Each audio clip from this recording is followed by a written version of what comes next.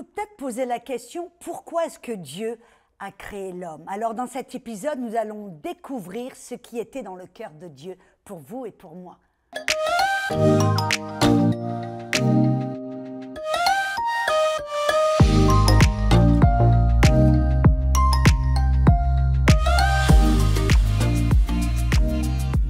Et bonjour et bienvenue, je suis Audrey Mac et aujourd'hui dans la zone Rapha, nous allons parler de quelque chose de vraiment important, primordial, essentiel, quelque chose qui a le potentiel de transformer votre vie.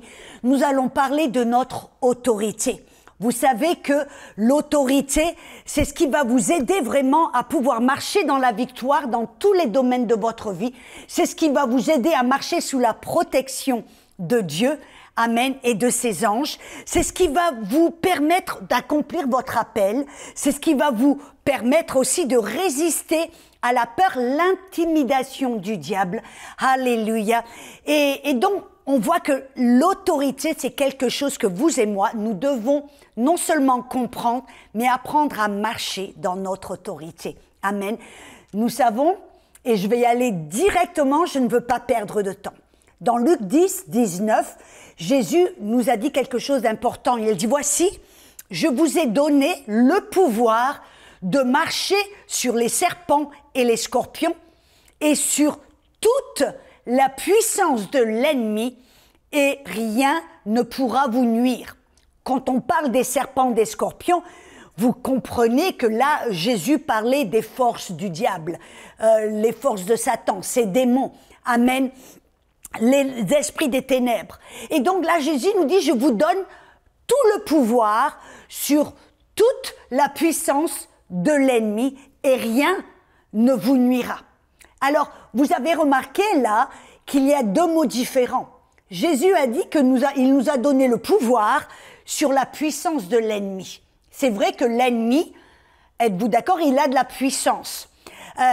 Sa puissance, son mode d'opération, Jésus l'a dit dans Jean 10, 10, il dit « L'ennemi ne vient que pour détruire, dérober et tuer ». C'est son objectif. Et comment va-t-il le faire? Avec quelle puissance? La puissance du mensonge. Amen. Jésus a dit qu'il est le père du mensonge. Il est un meurtrier depuis le commencement. Et donc, le diable, qu'est-ce qu'il va faire? Il va manipuler, intimider, mentir, tromper, séduire. C'est ce qu'il va faire. Mais, vous avez remarqué, Jésus nous a dit qu'il nous a donné tout pouvoir sur cette puissance de l'ennemi. Amen. Et ce pouvoir, de quoi s'agit-il? Bien sûr, vous l'avez deviné. La parole pouvoir, c'est vraiment la parole autorité, la parole exousia. Et la parole puissance, c'est la parole dunamis. Mais là, Jésus nous a dit qu'il nous a donné toute autorité sur toute la puissance du malin. Et l'autorité, alors, qu'est-ce que c'est?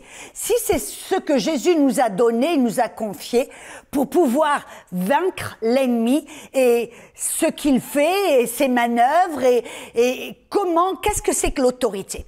Alors, je vais vous donner une illustration qui, je pense, va vraiment illustrer cette vérité pour vous faire comprendre ce que Jésus nous a donné.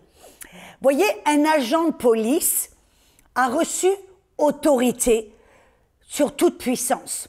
Vous savez que les cambrioleurs, les voleurs, les infracteurs ont une certaine puissance. Hein. C'est comme le diable, ils vont manipuler, mentir, voler, dérober. Mais l'agent de police, lui, a reçu pouvoir, autorité. Exemple, si vous allez dans une rue qui est un croisement, et vous avez un policier qui est au carrefour.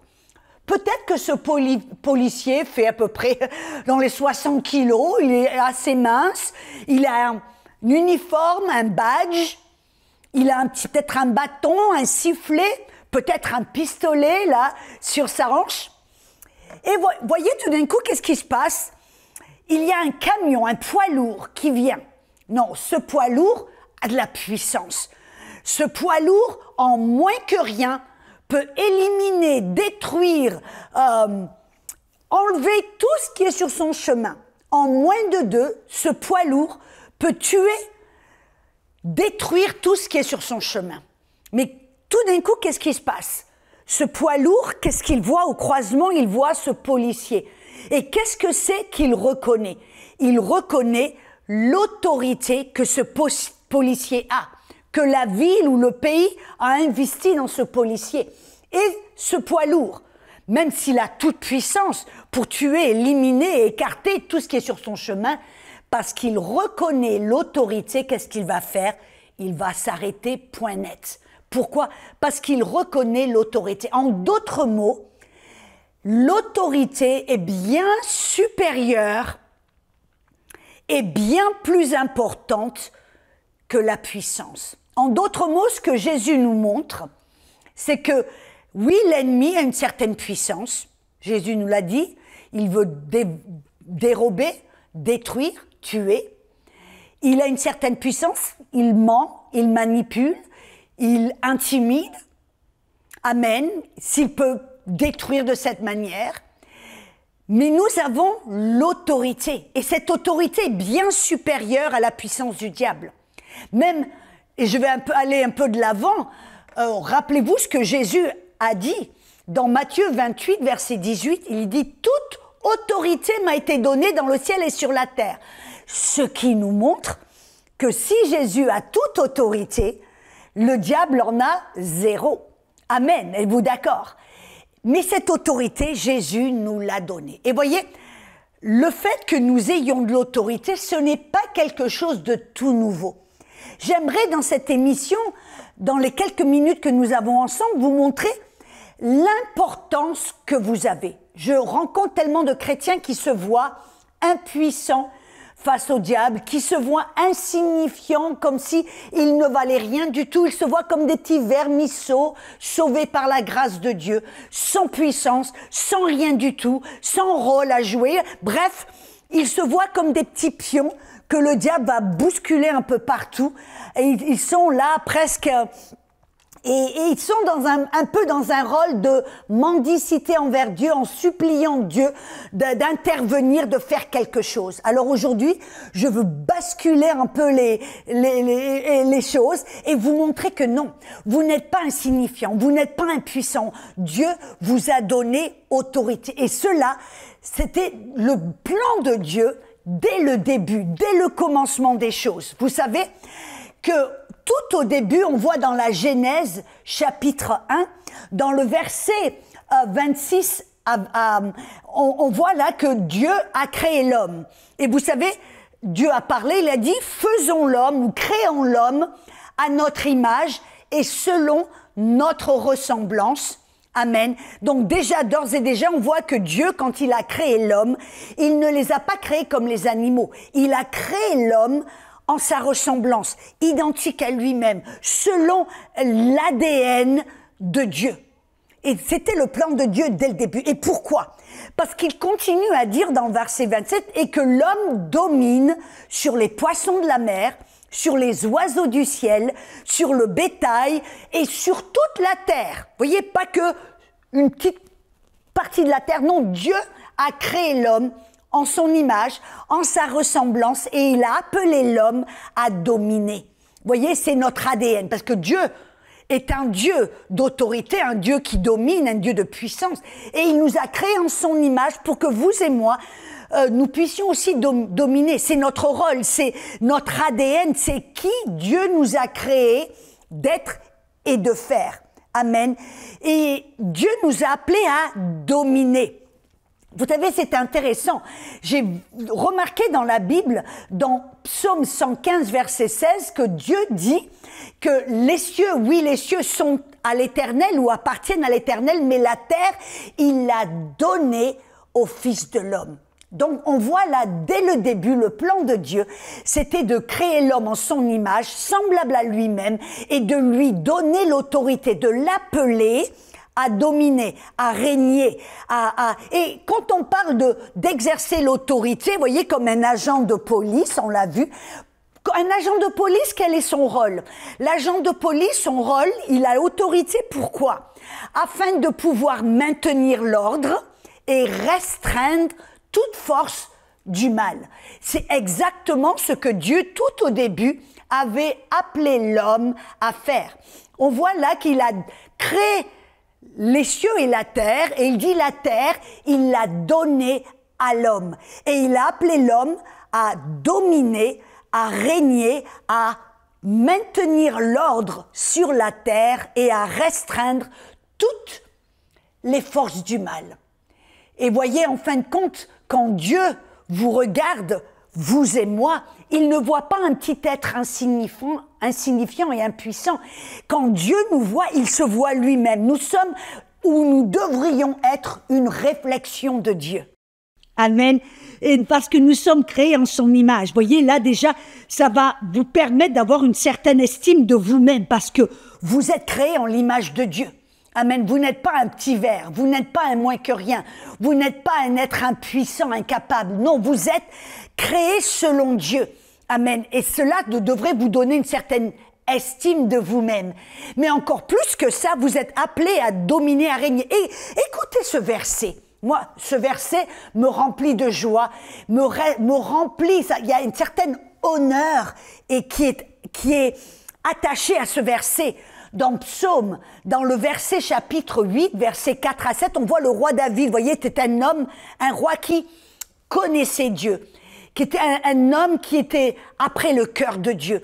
Et il connaissait Dieu le Père. Et il a eu une révélation de comment Dieu voyait l'homme. Amen. Et écoutez ce que David a dit. Il dit, quand je contemple les cieux, l'ouvrage de tes mains, Dieu, la lune et les étoiles que tu as créées, qu'est-ce que l'homme pour que tu te souviennes de lui et le Fils de l'homme pour que tu prennes garde à lui? Et écoutez bien, tu l'as fait de peu inférieur à Dieu.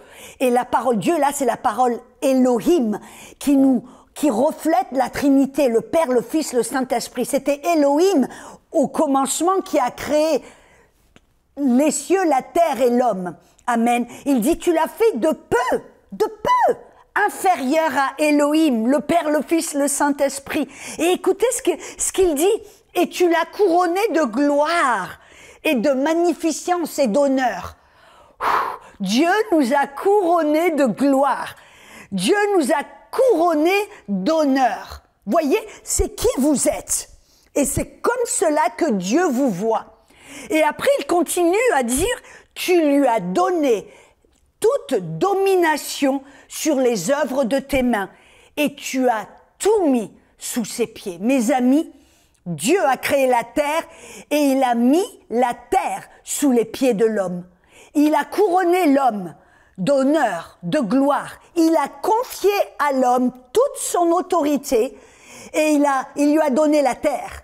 Et il lui a donné le rôle sur la terre, amen, avec cette autorité de maintenir l'ordre, de restreindre toute force du mal. Amen. Donc on voit pourquoi est-ce que Dieu a confié cette autorité à l'homme, comme je l'ai dit. C'était en fin de compte pour garder, pour protéger la terre. Et on vient de le dire, restreindre le mal, maintenir l'ordre, comme un agent de police. C'est exactement ce que Genèse 2:15, il le dit d'une manière différente. Il dit que l'Éternel prit l'homme, le plaça dans le jardin d'Éden pour le cultiver et pour le garder. Et la parole garder, c'est la même chose, c'est pour protéger, c'est pour garder, c'est pour maintenir l'ordre, restreindre le mal. Donc on voit là que l'homme avait un rôle. Dieu lui a donné la terre, lui a confié la terre, lui a donné son autorité. Amen. Et il lui a demandé ou commandé de garder, de protéger. Vous voyez, même à commencer avec le jardin d'Éden, et afin que l'homme se multiplie et puisse répandre la gloire de Dieu, la présence de Dieu partout sur la terre. Amen. Et bien sûr, pour assumer ce rôle d'autorité, Dieu lui a donné son autorité. Dans Genèse chapitre 1, verset 28, il dit que Dieu les bénit. Moi, je vais faire un petit pas en recul. Vous savez, cette idée que Dieu a confié l'autorité à l'homme, l'a créé en sa ressemblance, l'a couronné de gloire, d'honneur, lui a confié son autorité, lui a donné la terre. C'était l'idée de Dieu, le plan de Dieu dès le commencement. Et vous vous rappelez, quand Dieu a tout créé, il a pris un pas de recul, il a regardé les animaux, il a dit « Ah, c'est bon ». Il a créé les étoiles, les astres, il a dit « Ah, c'est bon ». Il a créé la végétation, il a dit « C'est bon ». Puis il a créé l'homme, il lui a confié l'autorité, il a pris un pas de recul, il a regardé, il a dit « Oh, c'est très, très bon ». Vous voyez, cette idée que l'homme est un moins que rien face à Dieu, vous voyez, cette idée ne vient pas de Dieu, non. Dieu a créé l'homme en sa ressemblance, lui a donné toute son autorité sur la terre. Pas dans les ciels, mais sur la terre. Et Dieu a pris un pas de recul, il a dit, waouh, c'est très bon. Je peux m'imaginer que Dieu a regardé Jésus, il a dit, ouais, on a fait du bon boulot, c'est super. Ah, quelle bonne idée nous avons eue. Vous voyez, ça, c'était le plan de Dieu dès le début. Et on voit dans Genèse 1, 28, il dit que Dieu les bénit. Après avoir fait cela, Dieu a posé sa bénédiction sur l'homme. Et Dieu leur a dit, soyez féconds. Multipliez, remplissez la terre et assujettissez-la. Qu'est-ce que ça veut dire assujettir? Assujettir, ça veut dire protéger, garder, avoir le contrôle au-dessus de toute la création. C'était ce que l'homme était supposé faire. Après, il lui a dit, multipliez, remplissez, assujettez et dominez sur les poissons, les oiseaux du ciel et surtout les animaux qui se meuvent sur la terre. Vous voyez, dès le commencement, l'homme était supposé avoir autorité même sur toute la création, sur la terre et tout ce qui remplissait la végétation et sur les animaux. Vous voyez, c'est intéressant même dans Genèse chapitre 9, verset 2, on voit là que Dieu même l'a réitéré ou il a répété quand il a parlé à Noé, qu'il a formé une nouvelle alliance avec Noé. En d'autres mots, Dieu a recommencé, amen, et il a dû éliminer au travers du déluge une race qui était tellement mauvaise, qui était devenue tellement mauvaise, rebelle, qui s'est donnée tellement à l'homosexualité, la bestialité, toute une sorte de perversité, que Dieu a dit, si je ne m'aime pas le déluge, je vais perdre la race humaine. Et donc, on voit que au travers de Noé et sa famille, 8 personnes seulement étaient justes. Vous voyez un petit peu, Dieu a dû, en fin de compte, amener le déluge, non pas avec un désir de tuer, mais un désir de sauver la race humaine. Et là, une fois de plus, Dieu a donné toute autorité à Noé. Et vous savez qu'est-ce qu'il lui a même dit dans le verset 2 du chapitre 9? Il a dit, vous serez un sujet de crainte et de frayeur pour tous les animaux de la terre, pour tous les oiseaux du ciel, pour tout ce qui se meut sur la terre, aussi bien pour que tous les poissons de la mer, ils sont livrés entre vos mains. Amen. Même, vous vous rappelez, Deutéronome 28, verset 13, Dieu a dit, l'Éternel fera de l'homme la tête et non la queue. Tu seras toujours en haut et tu ne seras jamais en bas. Voilà, c'est notre destinée, messieurs et mesdames. Nous sommes appelés à être à la tête, nous sommes appelés à dominer, même comme Dieu l'a dit à Noé, ou comme Dieu l'avait dit à Adam et Ève au début, d'assujettir, de dominer sur tous les animaux de la terre. C'est notre rôle.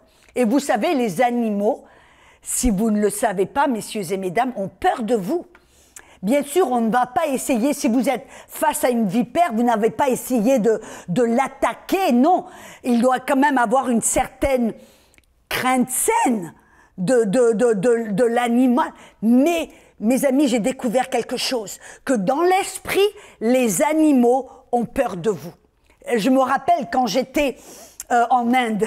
Quand j'étais en Inde, et j'étais dans un petit village, et là, j'étais avec la femme d'un pasteur, elle avait un petit enfant dans la poussette qui avait moins de 1 an, et sa petite fille qui avait 4 ans, et je la tenais par la main. Et on marchait à travers de la campagne, au travers du village, et tout d'un coup, on arrive dans une rue assez peuplée, où il y avait beaucoup de gens, mais en Inde, c'est toujours peuplé. Mais là, tout d'un coup, il y avait un chien, je le vois de loin, qui était allongé, et on voyait qu'il avait bavé. Et quand il nous a vus, alors qu'il ne dérangeait personne, quand il nous a vus de loin, immédiatement, il s'est levé, il est commencé à venir en mode attaque vers nous, et je voyais ses dents qui se montraient, la bave qui coulait, on voyait que ce chien avait la rage. Et il venait presque à nous attaquer, à nous sauter dessus. Vous voyez, j'ai pas eu le temps de rentrer en intercession, de rentrer en... Non, je savais à ce moment-là, vous savez qu'est-ce que j'ai fait? Je savais que les animaux devaient être soumis à l'homme. Et j'ai parlé, j'ai dit, arrête au nom de Jésus. Ce n'est la seule chose que j'ai dit. Vous savez qu'à l'instant même, ce chien s'est arrêté. Il s'est accroupi, presque à ramper, à reculer, en gémissant. Et ce chien, presque en rampant en arrière, est parti. Vous voyez, alors que ce chien ne dérangeait personne, quand il a vu, je pense, Dieu en nous, ce chien avait un démon, j'en suis persuadée, mais ce chien était assujetti à l'homme.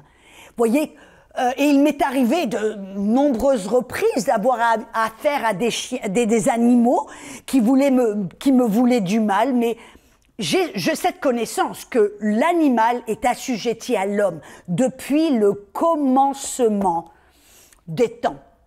Vous voyez, c'est même intéressant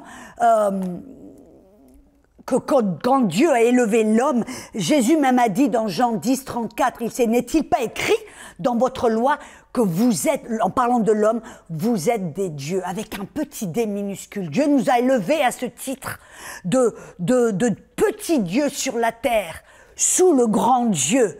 Nous sommes d'accord. Et nous sommes appelés à dominer sur la terre, à maintenir l'ordre, à restreindre le mal, même à dominer sur les animaux. Si les animaux vont essayer de nous faire mal, on doit les remettre à leur place. Même quand je me rappelle, j'étais en Inde, ça va vous faire rigoler, j'en suis sûre. Mais vous savez, à l'époque, moi, je ne rigolais pas.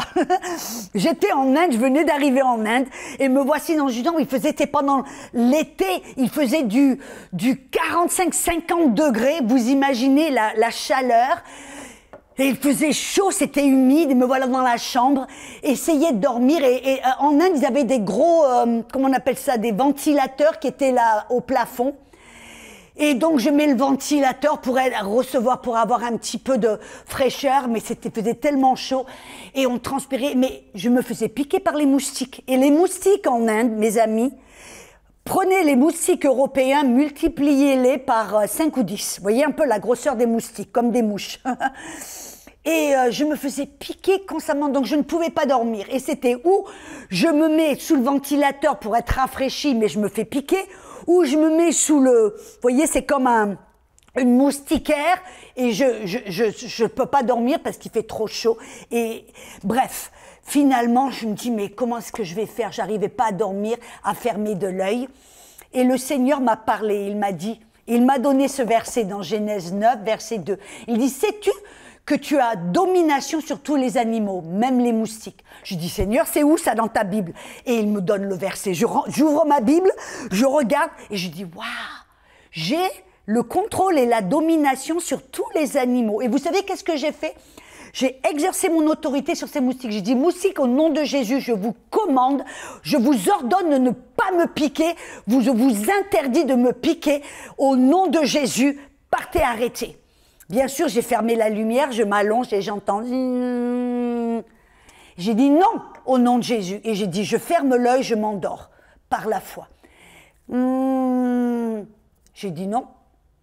Et vous savez qu'à partir de ce moment-là, parce que j'ai pris une position d'autorité contre ces moustiques, je n'ai plus, en un an que j'ai vécu en Inde, je n'ai plus jamais été piqué par des moustiques.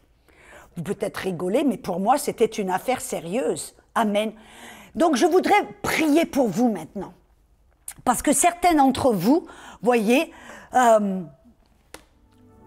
d'abord, vous ne savez pas que vous avez autorité, mais pour ceux d'entre vous où vous vous voyez comme des êtres inférieurs, incapables, impuissants, j'aimerais prier pour vous. Mettez votre main sur votre cœur. Ce sentiment d'insécurité, ce sentiment d'incapacité, d'infériorité, ça ne vient pas de Dieu. C'est un mensonge du diable qui veut vous garder assujettis sous sa puissance. Et aujourd'hui, je veux que vous soyez libres de ce sentiment d'insécurité et d'impuissance. Je prie au nom de Jésus que ce mensonge soit exposé dans votre cœur, que vous puissiez voir au travers de ce que je partage, que vous puissiez voir et comprendre au nom de Jésus que vous n'êtes pas des êtres impuissants, que vous n'êtes pas des êtres incapables, que vous n'êtes pas des êtres inférieurs aux yeux de Dieu, mais qu'il vous voit comme des êtres qu'il a créés semblables à lui-même, que vous êtes une réflexion du Dieu vivant, que vous êtes ses progénitures, ses enfants, que vous êtes à ses yeux un trésor, une pierre précieuse, une perle précieuse. Amen.